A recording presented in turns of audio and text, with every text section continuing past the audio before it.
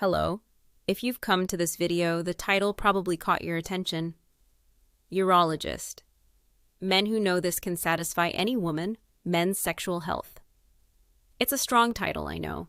And frankly, as a physician, it bothers me a little with its simplicity, but it serves a purpose.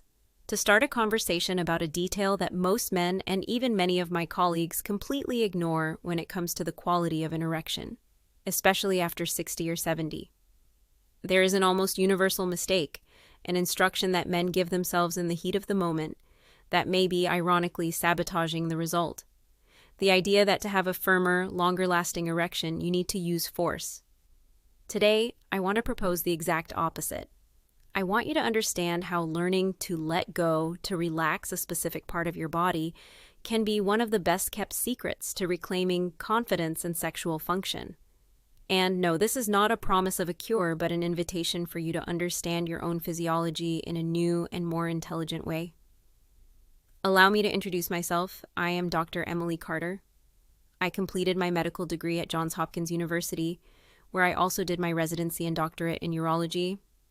Throughout my career, I realized that many of the challenges men face cannot be solved with a prescription alone. This led me to deepen my studies, completing a fellowship in sexual and endothelial medicine in Freiburg, Germany, and spending time in collaborative research at the Charité Hospital in Berlin, where my focus was on understanding pelvic microcirculation and male vascular health. For over 20 years, in my New York practice, I have helped men, the vast majority of them over 60, navigate the transformations that time brings. And what I've learned, both in European labs and in daily practice, is that a lack of quality information is as big an obstacle as any physical condition. Often what you're facing isn't your fault. It's a combination of physiology, habits we accumulate without realizing it, and above all, a lack of knowledge about how our own bodies work. Today we're going to talk about a physical technique, a body awareness that few people know, and that involves no magic pills or invasive procedures. What almost no one tells you is that common sense is, for the most part, wrong. The idea of tensing your abdomen, holding your breath, of forcing blood into the penis goes against the logic of our internal hydraulic system. Think of your body as a sophisticated plumbing system. For an erection to occur, blood from the arteries must fill the corpora cavernosa, which are like two sponges inside the penis. At the same time, the veins that drain the blood out must be gently compressed, so the blood remains trapped inside, maintaining rigidity. Now, imagine that surrounding this pipework is a network of muscles, the pelvic floor.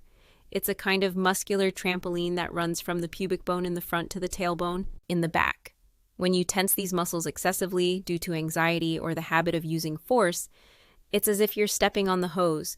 You compress the blood vessels, both the arteries bringing the blood in and the veins that should only be gently closed. This tension can actually hinder arterial inflow and, paradoxically, prevent the proper closure of the venous drainage system. The secret for many men lies not in tensing more, but in learning to relax and release these muscles at the right moment, allowing nature and hemodynamics to do their job. And why can this work? Let's detail this mechanic a bit more.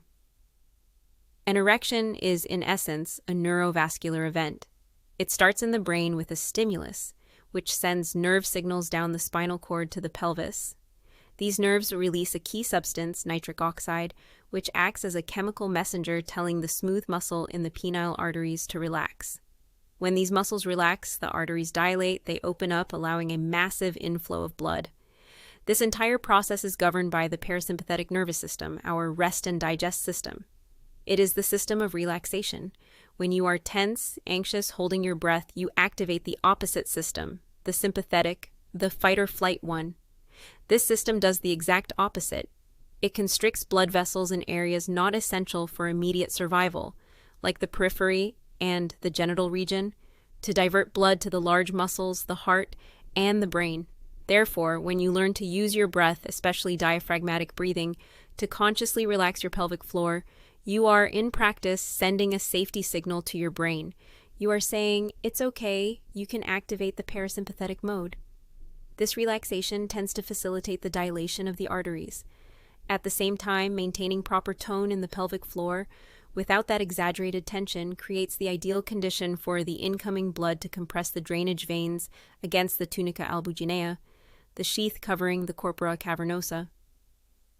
In a significant portion of men, developing this body awareness enhances the communication between the brain and the pelvis, optimizing the entire cascade of neural and vascular signals needed for a good quality erection.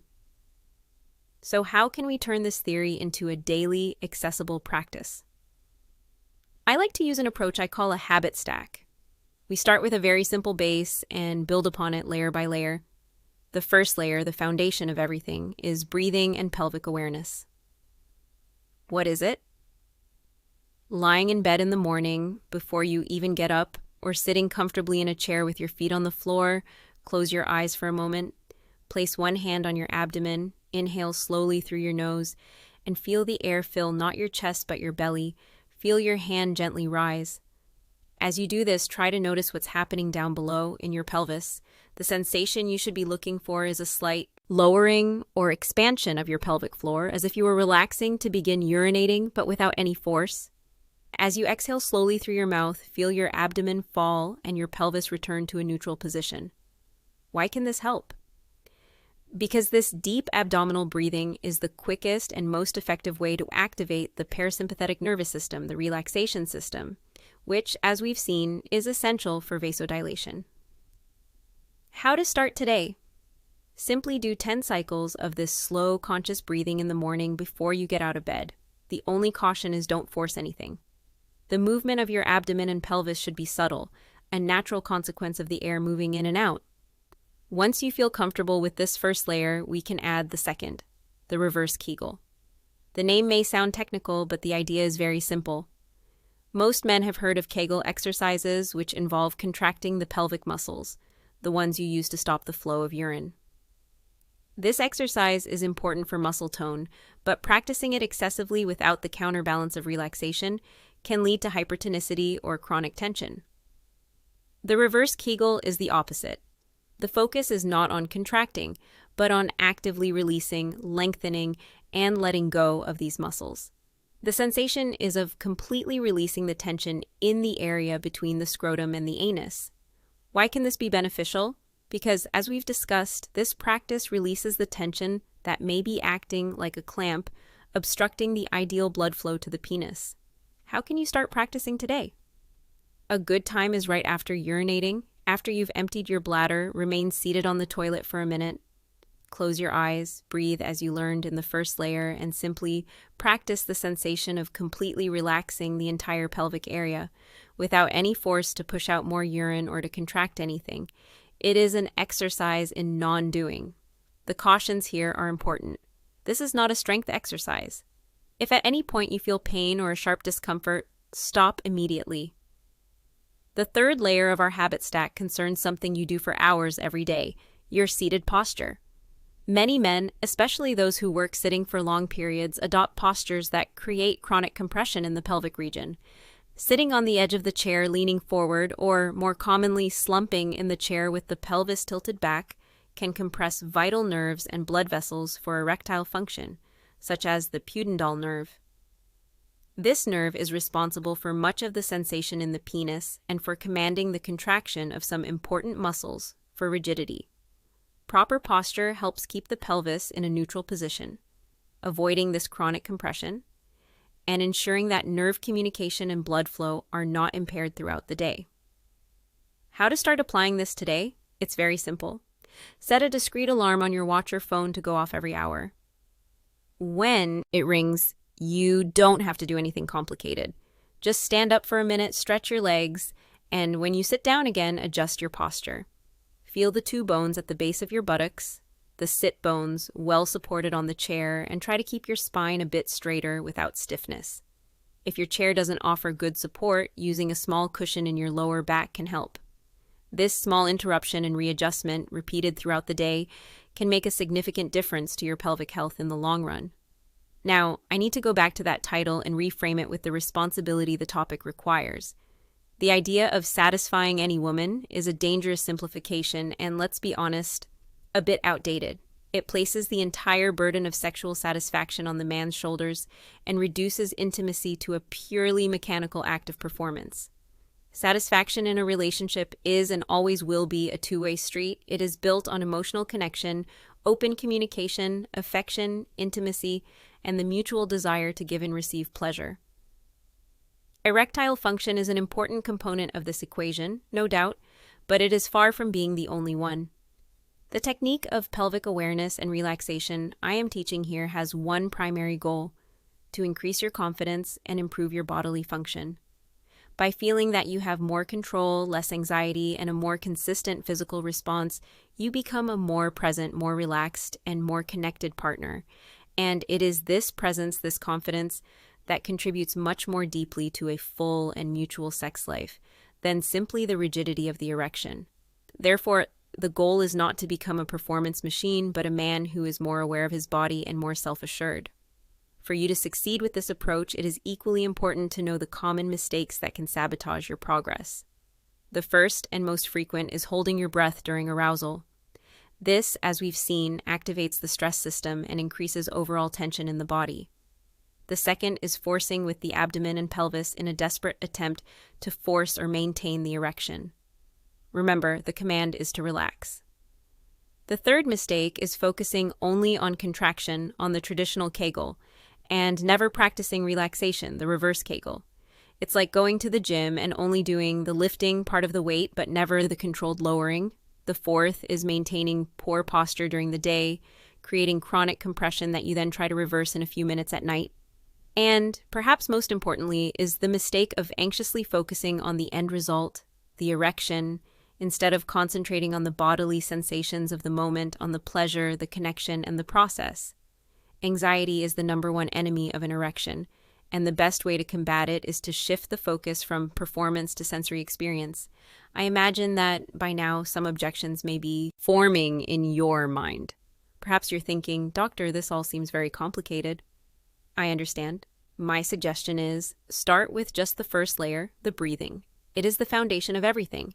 Dedicate 5 minutes of your day every morning just to breathing consciously and feeling your pelvis relax. That alone can begin to build a new body awareness. Another common objection I hear in my practice is, "I already use medication. I don't need this." Think of it another way. This technique can, in some men, enhance the effect of the medication. The medicine helps with the biochemistry, the release of nitric oxide, and the dilation of the vessels. The pelvic relaxation you promote with breathing and body awareness prepares the physical ground, the hydraulics, so that the blood flows more easily to the area the medication has already prepared. They can work very well together. Finally, some men tell me, "I tried for a few days and didn't feel anything happen." Body awareness is like learning to play a musical instrument. It takes time, patience, and consistency. The initial goal is not to get an immediate erection during the exercise, but to start feeling and differentiating the sensation of tension and relaxation in your pelvic muscles. Be gentle and persistent with yourself for a few weeks before drawing conclusions. Let me briefly share 2 stories of men I've treated to make this more concrete. I treated Mr. Robert, a 72-year-old lawyer from Denver. He was very active but complained of erections that started well but wouldn't last. He was frustrated and anxious. We introduced exactly this 3-layer protocol. After about a month of daily consistent practice, he returned to the clinic. He didn't report a miraculous cure, but he used an expression I found perfect. He said there was an improvement in the quality of the firmness. He felt the erection was more solid, and most importantly, because he felt more control over his body and his breath, his performance anxiety had drastically decreased. Another interesting case was Michael, 69, an app-based driver here in New York. He spent 8 to 10 hours a day sitting, not always in an ideal posture. His main complaint was a diffuse pelvic discomfort and the complete absence of morning erections, which worried him. We focused heavily on layer 3, posture, with the alarms to get up and readjust, combined with the practice of relaxation and breathing during his breaks. 2 things happened. The pelvic discomfort subsided, and to his great joy, after several years, he started noticing the return of morning erections, an important sign of the region's vascular and neurological health. It is fundamental that I am transparent about the limits and the scientific evidence. The physiology behind pelvic floor relaxation and its positive influence on blood flow and nerve function is well established, especially in the field of pelvic physiotherapy. Many studies demonstrate the effectiveness of pelvic floor rehabilitation for urinary incontinence and pelvic pain. However, robust, large-scale clinical studies focus specifically on these relaxation techniques for the treatment of erectile dysfunction in older men are still a developing area. The current evidence is promising but not yet definitive. Results can vary greatly from person to person, as the causes of erectile difficulty are multifactorial, involving vascular, neurological, hormonal, and psychological aspects. Therefore, view this content as powerful educational guidance, a tool to add to your self-care repertoire, but one that in no way replaces an individualized medical evaluation to investigate and determine the specific causes of your difficulty. Before we conclude, and this is extremely important, I need to talk about safety. Before starting these or any other practices that involve manipulating the pelvic region, men who already have a diagnosis of chronic pelvic pain, acute bacterial prostatitis, or who have recently undergone pelvic or prostate surgery must speak with their doctor or a specialized pelvic physical therapist. It is crucial to get clearance from a professional who knows your case. And during the practice of the exercises, your body is your guide. If at any point you feel sharp pain, dizziness, shortness of breath, or any unusual discomfort, stop the practice immediately. And please seek urological services or an emergency room immediately if you have a sudden and total loss of erectile function, especially if associated with pain, if you have chest pain during sexual activity, or if you notice the presence of blood in your urine or sperm. These are warning signs that require urgent medical attention. I hope our conversation has opened a new perspective for you. The idea that sometimes the solution lies not in using more force, but in letting go with more intelligence. Your body has a memory and knows how to respond. What we are doing here is simply removing some of the obstacles that habits and tension have created over the years.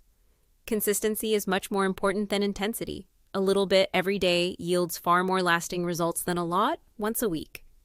Taking care of your sexual health is taking care of your health as a whole. It is a matter of quality of life, dignity, and autonomy.